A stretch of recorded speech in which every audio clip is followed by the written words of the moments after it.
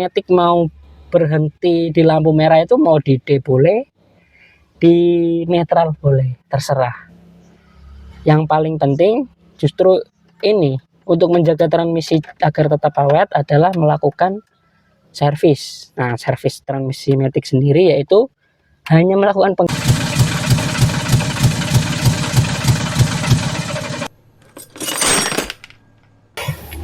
Halo teman-teman, kembali lagi bersama saya Setiawan atau biasa dipanggil Wawan di channel Alo Montir, konsultan otomotif.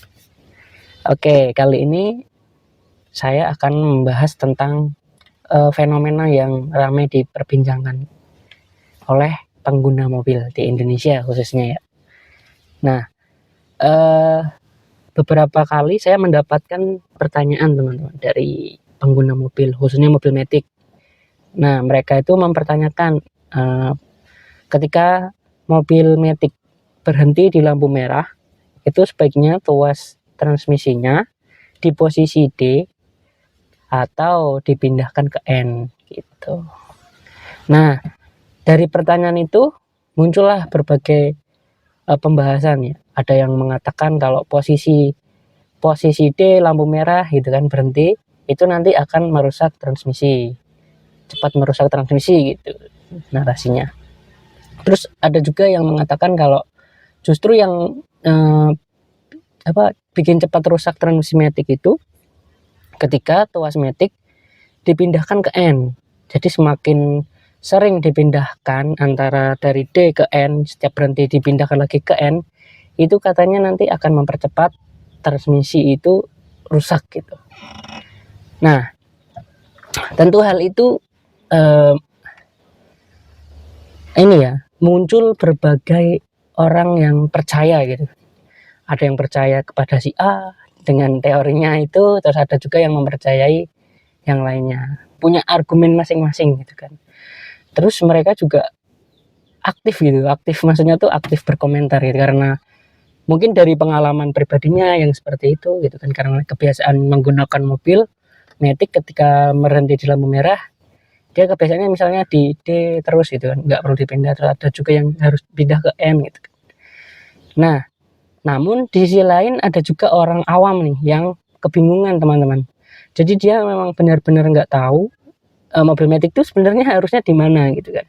Nah, itulah yang menjadi dasar saya ingin menjelaskan seperti apa sih sebenarnya gambarannya gitu, biar orang awam tersebut nggak bingung, nggak takut juga mengendarai mobil matic gitu kan. Apalagi sampai beredar kabar kalau mobil matic itu ribet, cepat rusak gitu daripada mobil manual. Tentu hal itu kan nggak benar, menurut saya nggak benar teman-teman. Jadi langsung saja kita masuk ke pembahasan. Ketika nih kita bahas dulu yang ketika tuas maticnya itu tetap di D. Nah, itu menurut saya sah-sah saja, itu nggak bermasalah. Kenapa? Karena begini teman-teman, namanya transmisi matic itu meskipun tidak pakai pedal kopling ya, karena nggak ada pedal kopling kan, cuma pedal rem sama pedal gas, itu sebenarnya masih ada komponen di dalam transmisi itu yang berfungsi sebagai kopling. Nah, biasanya komponen tersebut dinamakan kopling fluida atau namanya torque converter. Nah, itu tugasnya sama persis dengan kopling ya, cuman bekerja secara otomatis. Jadi nggak masalah menurut saya ketika mau di D ya tetap aja kayak kita mobil manual berhenti di lampu merah terus dikopling gitu kan, meskipun tuas transmisinya masih di 1 misal atau di 3, tapi kan tetap dikopling. Nah, itu aman-aman aja di mobil manual ya kan. Nah, begitu juga yang harus dipindahkan ke N. Untuk dipindah ke N juga sama aja kayak mobil manual. Mobil manual juga ketika ingin melepas pedal kopling nih biar agak rileks gitu kan, ketika di lampu merah berhenti agak lama, maka solusinya adalah memindahkan transmisi manual itu ke netral. Di matic pun seperti itu, daripada menginjak pedal rem lama itu takutnya nanti konsentrasinya terganggu terus lepas kan bahaya. Nah, mereka memilih untuk memindahkan ke N. Dan itu juga sah-sah saja, nggak bermasalah. Nah, bagaimana kok bisa saya jelaskan seperti itu? Nah, langsung saja kita jelaskan lewat ilustrasi, teman-teman. Nah, ini saya sebut poros output dari sini sampai sini, teman-teman. Ya, dari sini sampai sini. Ini poros output. Nah, ketika berhenti, itu mesin kan tetap berjalan. Jadi mesin itu tetap berputar, flywheel berputar gitu kan. Nah, ini komponen torque converter itu di sini, teman-teman. Ini torque converter. Ya. Nah, tugasnya kopling manual kalau di mobil matic itu inilah torque converter ini. Nah, dia berfungsi untuk memutuskan putaran mesin yang di sini dengan poros output, sehingga tidak terjadi masalah atau tidak terjadi tegangan atau gesekan yang berlebih gitu kan. Nah, sedangkan di sini ada kelompok kopling ya. Saya sebut ini kelompok kopling. Ini kelompok kopling forward clutch gitu kalau di sini. Sedangkan di transmisi yang sesungguhnya itu enggak cuma forward clutch, tapi ada reverse clutch, terus ada one way clutch, terus ada low end reverse gitulah banyak. Nah, itu isinya kopling-kopling semua. Itu nanti bekerja sesuai kebutuhan yang dibutuhkan gitu. Yang ngatur ada TCM atau ECU-nya transmisi matic.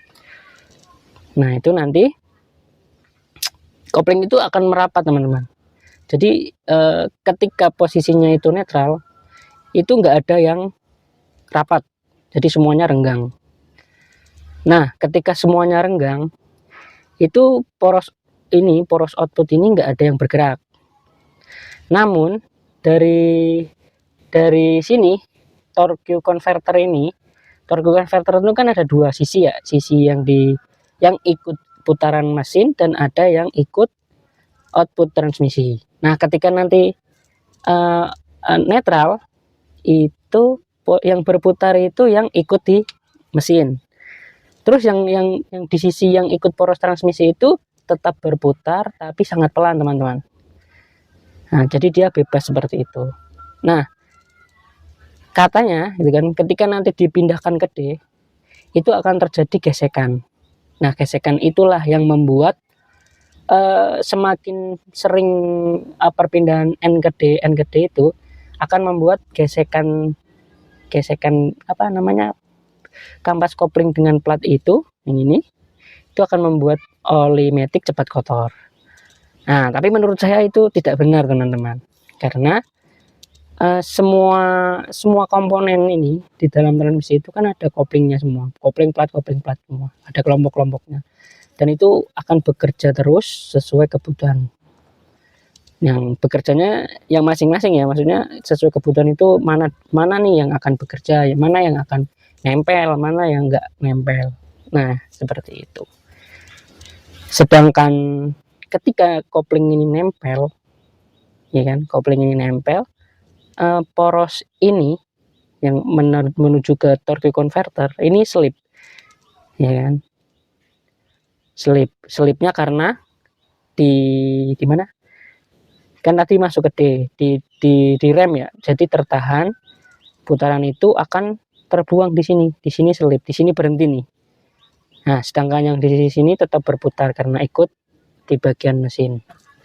Nah, itu tidak masalah gitu, tidak sampai bikin gesekan yang bikin selip gitu kan, karena itu sangat pelan. Begitu juga saat posisi D. Nah, itu kan tadi yang D. Ketika yang N kan ngambang semuanya, itu lebih bebas lagi. Yang jadi masalah itu ketika perpindahannya, jadi perpindahan D ke N gitu.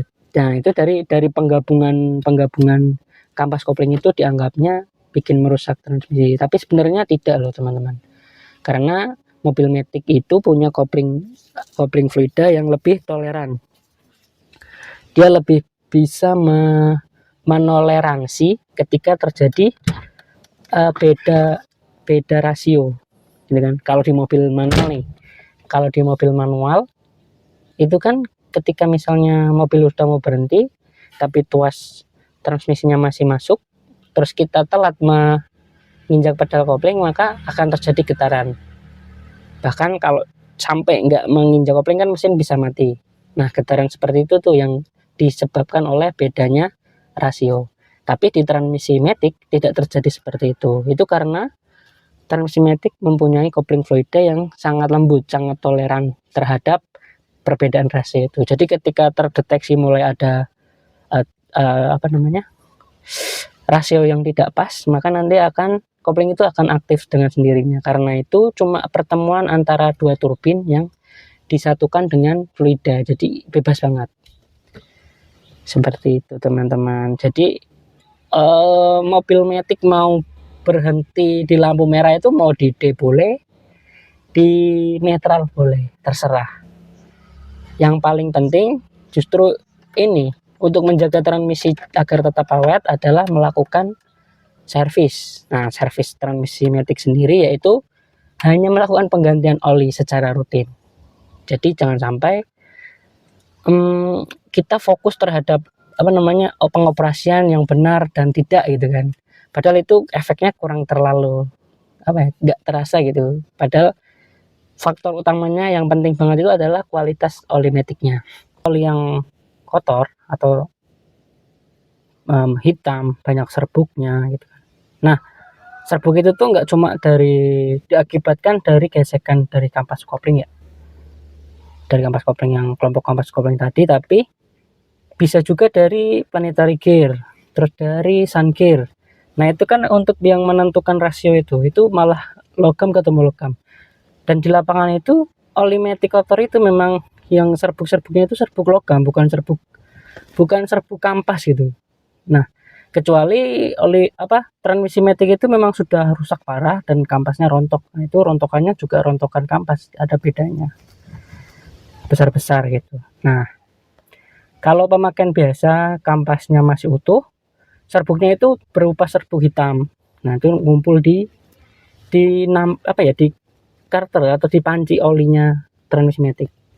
Nah, itu yang bisa menyebabkan saluran-saluran di kontrol valve itu tersumbat, yang mengakibatkan tekanan oli, kan di transmisi itu mengandalkan tekanan oli ya. Tekanan oli itu nanti yang akan menggerakkan kampas. Jadi di situ ada seal di piston itu, terus akan menekan kopling ya, yang tadi kelompok kopling itu, forward slide itu tadi. Nah, ketika tekanannya itu enggak sesuai, maka penekan kopling ini tidak selalu tekan dengan full gitu loh, masih ngambang-ngambang. Nah, ini yang menyebabkan rontoknya transmisi matic. Seperti itu teman-teman. Itu bisa karena ada sumbatan tadi, karena telat ganti oli atau tidak ganti oli tepat waktu itu karena olinya kotor. Bisa juga karena seal matic gitu, itu sudah mulai tua. Dia itu jadi untuk menekan kampas gitu kan, piston itu kan seharusnya mempunyai seal yang bagus gitu kan, yang ketika nanti kena oli langsung menekan full gitu kan. Tapi ketika nanti sealnya situ sudah tua, dia agak mingkup atau tidak elastis lagi, jadi gaya tekannya itu kurang, dan itu menyebabkan kelompok kopling tadi mudah aus.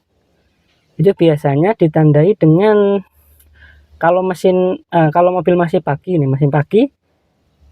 posisinya tuas dimasukin gede, nggak mau jalan. Nah, itu biasanya istilahnya delay gitu kan. Itu banyak terjadi. Nah, itu biasanya yang muncul itu treatment matic itu tadi, yang ada cairan gitu. Dan itu memang bisa melunakkan sealnya bisa lunak lagi, jadi pas pagi masuk D itu sudah mau jalan. Itu kalau yang rusak baru sealnya saja, tapi efek dari seal yang sudah tua itu tadi bisa mengakibatkan kampas kopling tadi itu selip. Nah, itu yang membuat rusaknya matic. Nah, ketika sudah seperti itu, kampas koplingnya sudah aus, itu sealnya misalkan dikasih treatment matic, oke, lunak. Tapi kan ketika neken, koplingnya nggak mau gigit karena sudah aus tadi, jadi tetap aja selip. Ada loss tenaga yang loss di sini. Nah, itu kalau dibiarkan nanti semakin parah lossnya. Jadi tetap aja meskipun di treatment matic kadang ada yang tidak berhasil karena sudah kena kampas koplingnya. Seperti itu teman-teman. Jadi penting banget nih mengganti oli secara teratur. Kalau Kalau saya menyarankan sih ganti oli matic itu nggak harus nunggu sampai olinya menghitam. Jadi kalau di pabrikan gitu kan per berapa ya, per 120 gitu kan baru ganti oli matic. Tapi sekarang ini saya nanya teman-teman saya yang masih di bengkel-bengkel resmi itu udah maju ini teman-teman, karena melihat fenomena mobil matic itu banyak yang rusak gitu kan. Itu maju menjadi sekitar 40 kilometeran, 40.000 kilometer ganti oli matic. Nah, ini penggantian oli matic ya, bukan flashing. Ada lagi yang flashing. Sedangkan flashing itu ketika memang olinya itu kondisinya sudah hitam banget dan perlu di flashing atau dibilas beberapa kali untuk mengikis kotoran yang ada di transmisi matic. Tujuannya seperti itu. Tujuannya seperti itu. Tapi kalau misalnya rajin mengganti oli 40.000 per 40.000 ganti oli matic, itu cukup diganti aja, nggak perlu di flashing. Nah, nanti sambil dilihat ketika 40.000 itu olinya masih bagus kan, berarti oke, lanjutin 40.000. Tapi kalau 40.000 kok olinya sudah hitam gitu kan, itu berarti perlu dimajukan lagi. Itu untuk mendapatkan performa matic yang maksimal dan usia maticnya itu awet. Itu kuncinya di penggantian oli matic, bukan di pengoperasian yang nggak tepat tadi. Padahal ya itu belum tentu benar juga gitu kan. Padahal transmisi matic juga boleh-boleh aja, misalnya mau di D boleh, di N boleh, di pas berhenti kan. Seperti itu teman-teman. Ya, itulah kiranya yang bisa saya jelaskan. Terkait nanti misal ada pertanyaan dari teman-teman, bisa ditanyakan di kolom komentar. Dan jangan lupa dukung channel kami yang masih baru rilis ini dengan mensubscribe dan membagikan video ini. Kalau memang video ini bermanfaat. Ya, semoga bermanfaat teman-teman. Oke, assalamualaikum warahmatullahi wabarakatuh.